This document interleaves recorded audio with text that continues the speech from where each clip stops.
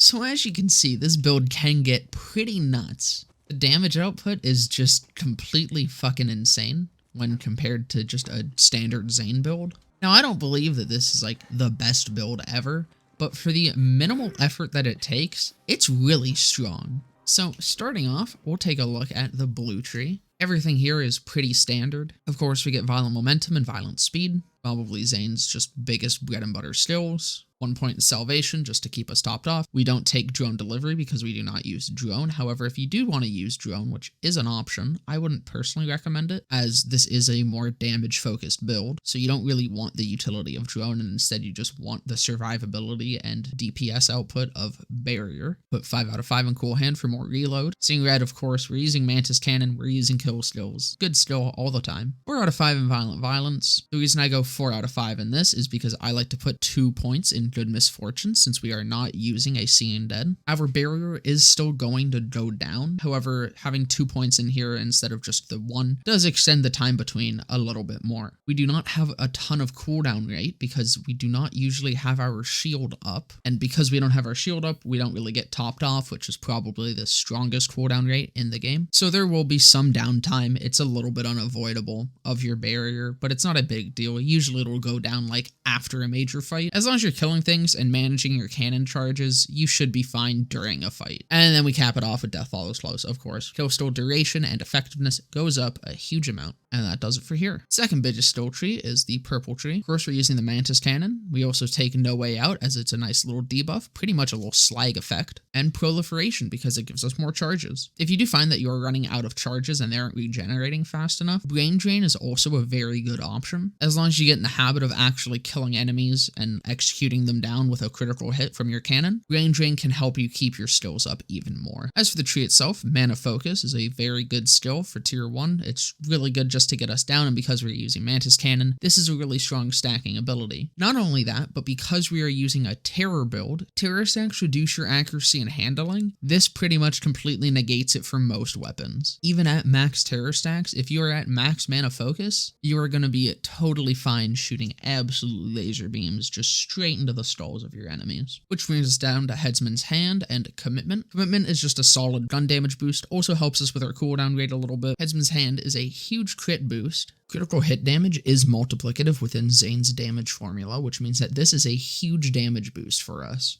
I only grab Fugitive. Sprinting and running is just really good for Zane. The faster you move, you're doing more damage. It also has less downtime between your shooting. Domino Effect is just more reload and fire rate. Not a huge deal, but it's a worthwhile pickup. Eraser, possibly one of Zane's strongest skills. Any critical hits pierce through enemies and deal increased damage. This is a huge DPS boost, especially in huge hordes of enemies. It can also help you get out of fight for your life, which Zane does tend to struggle with. Now, I only put 1 point into Sheer Will just to move down to Our Man FLYNT. If you do find that the cooldown rate of your abilities is a little bit too long, you can take some points out of Domino Effect and put them into Sheer Will. The way you distribute your points between these two skills does kind of come down to personal preference. Either way, it's strong. And then, of course, we come down to Our Man FLYNT. Just a straight up bonus 25% multiplicative damage because this is V2 damage, as long as you are ADS'd. You also automatically apply status effects, so with cryo damage, you can freeze enemies very quickly.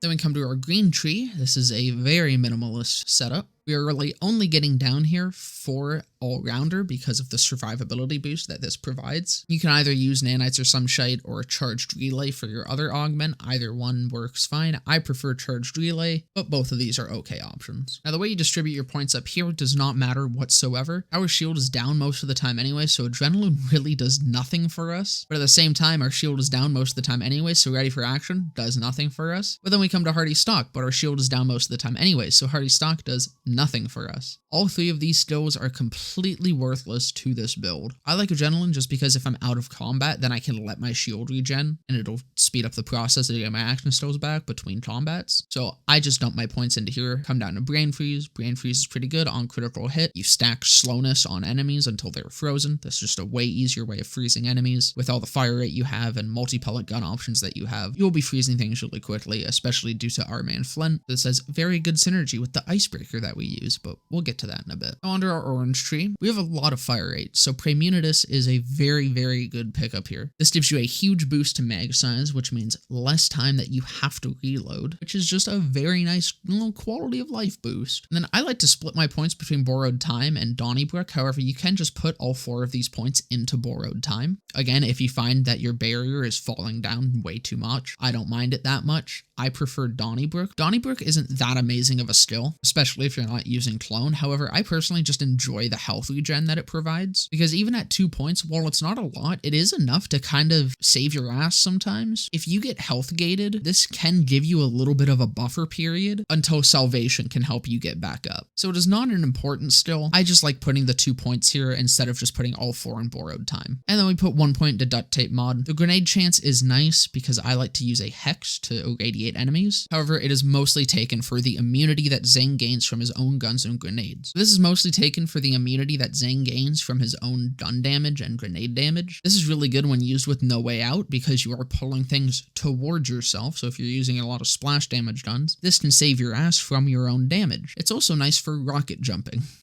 Now taking a look at our gear, this is where our terror build starts to show up. I'm using a Revolter for the huge amount of shock damage that we get, and on that Revolter, I'm using on action still end, apply terror to yourself every 3 seconds. So pretty much, you use a cannon charge, and you start building up terror. And because of how often we're going to be spamming cannon because we're playing Zane, you will never be low on terror ever. You will always be at your maximum stacks. Now when you take that anointment and combine it with this anointment, while terrified, to gain increased damage and fire rate, the more terror you have, the higher the bonus, you get an insane amount of damage. Why do you get an insane amount of damage? Because this anointment is V1 damage. This build has probably the best damage formula that you can ask for in Zane. You have V1 damage with this anointment, you have V2 damage on Our Man FLYNT, and you have more V1 damage on your Victory Rush, and more V2 damage on your Icebreaker. And of course, that combined with the crit that you can have and the splash bonuses that you can roll on your relic and your class mod and all of this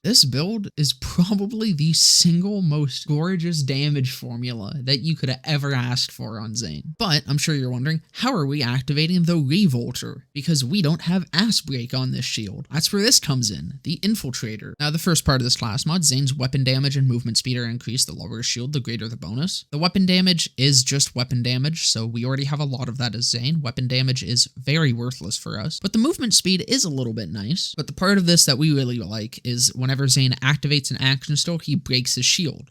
Now this works similarly to Ass Break, where instead of breaking and refilling, this refills and then breaks. So this is why your shield is pretty much never going to actually be activated, is because of how much we're spamming our cannon. But this is a really good class mod for the setup because we don't have Ass Break on our Revolter. Along with that, as you can see, this class mod can roll Violent Momentum. If you can get one of these with weapon crit, splash damage, SMG, pistol, sniper, shotgun, whatever you're using, that kind of damage boost, and 5 out of 5 in Violent Momentum, easily this is Zane's best build at that point. There's no doubt about it. Any class mod that can roll with 5 out of 5 on Zane is really strong. Any build that can use one of those class mods in a mobbing situation is instantly amazing. And of course, those class mods are the absolute best for bossing situations as well. For your Icebreaker Victory Rush, if you can get AoE damage, cryo damage, and another element, probably shock would be the best. That would be your god roll for this one. Now, if I'm going to be bossing, the only thing I really swap is my Infiltrator. I have this heavy weapon damage one. I did actually try between these two, the splash and crit and heavy weapon. Even on a crit, the heavy weapon damage out-damaged this. So if you want a bossing class mod, you definitely do want to get a heavy weapon damage. However, if you got weapon crit, splash damage, and heavy damage, then you'd really be set, especially if you got 5 out of 5 on Violent Momentum. There's your god roll. I then just slap on a Toboggan with heavy weapon damage. Of course, you'd also want splash damage and some sort of elemental damage on this too if you could. But the Toboggan's so broken, it doesn't really matter that much. Now, I usually just keep on the Revolter for most bosses, but if there's just a really big single element type health bar, and you just want to hit an enemy with as much of that single element as possible, then you can swap to this Infernal Wish. Now, coming to our actual guns, of course, this is Zane. We can use pretty much whatever we want, especially when you have a build that is maximizing him as well as this one is. But for this save file, I decided to compile some more kind of spooky themed gear. Of course, we have the Terror Guns, the Stalker, and the Fearmonger. Both of these I have 2 separate videos on if you want to go watch those. But these are very good guns, especially with a terror setup. Got Bloodstarved Beasts, I got Soul Renders, I've got Serial Killers, all this sort of stuff. The guns aren't really what matter here, so I'm just going to quickly go over Anointments. Because we're using cannon, ASE Splash is really strong on splash damage guns. However, you can also use ASE Radiation, which I like on guns that are defaulted to cryo. Radiation and cryo damage is just a really strong combo. If you have a radiation gun, of course, ASE Cryo is also very good, but ASE Cryo is probably what I would use on most guns, even if they are element locked to something else. Now, you do have another option, which is while terrified, gain increased crit damage. The more terror you have, the more bonus you get. I actually compared these two exact copies of the same gun, just with ASE Cryo and Terror Crit, and the damage is actually the same, like almost identical. There is a very slight difference, but you can't even see it on the number that pops up. So while this is crit damage, the ASE is also still strong. I just prefer the ASE because it gives you more elemental coverage. It's also cryo damage on Zane, which I'm sure we all know is very strong and very important. So you can use Terror Crit if you want. You aren't really losing out on any damage. It's just another thing that's going to come down to your preference with how you want to do your build. But that's gonna about do it for me. I hope you guys enjoyed. Please like, comment, subscribe, all that. And I hope you guys have a happy Halloween. I'll see you in the next one.